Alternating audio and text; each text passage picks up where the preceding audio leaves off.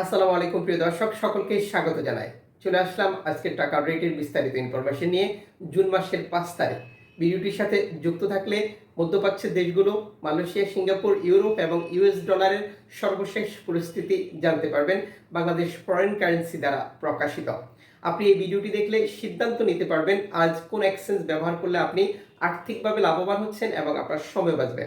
যেহেতু আপনি যে দেশে অবস্থান করছেন সে দেশেই রয়েছে বহু এক্সচেঞ্জ কোম্পানি, আর প্রতিটি এক্সচেঞ্জের টাকার রেটে পার্থক্য থাকে। দেশে টাকা পাঠানোর আগে টাকার সঠিক বিনিময় মূল্য জানলে আপনারই লাভ বেশি।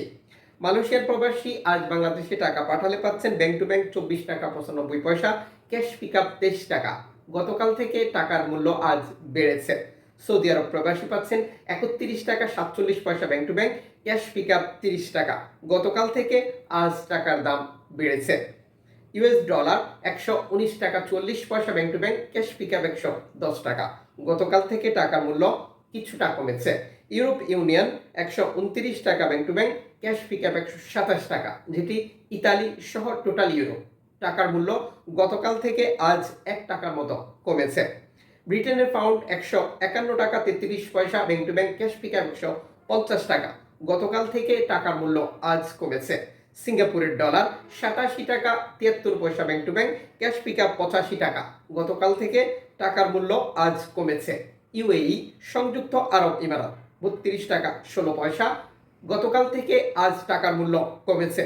ওমানি রিয়াল 306 টাকা 9 পয়সা bank to bank, cash pick up 290 টাকা। গতকাল থেকে টাকার মূল্য আজ বেড়েছে। বাহরাইনি দিনার 314 টাকা 58 পয়সা bank to bank, cash pick up 289 টাকা।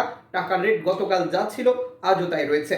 কাতারি রিয়াল 32 টাকা 36 পয়সা bank to bank, cash pick up 30 টাকা। টাকার মূল্য গতকাল যা ছিল আজও তাই।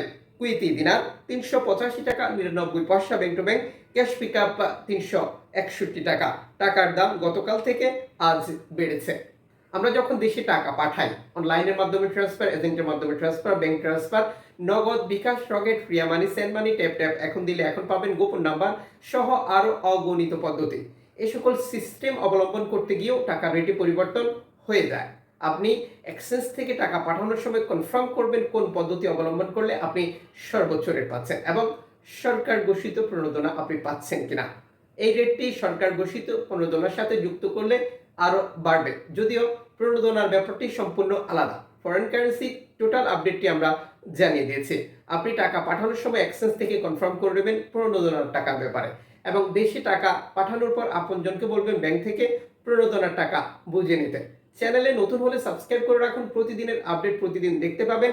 যারা পুরনো সকলকে ধন্যবাদ। ফেসবুক পেজটি লাইক ফলো করুন, ভিডিওটি শেয়ার করে অন্যকে দেখতে সুযোগ দিন।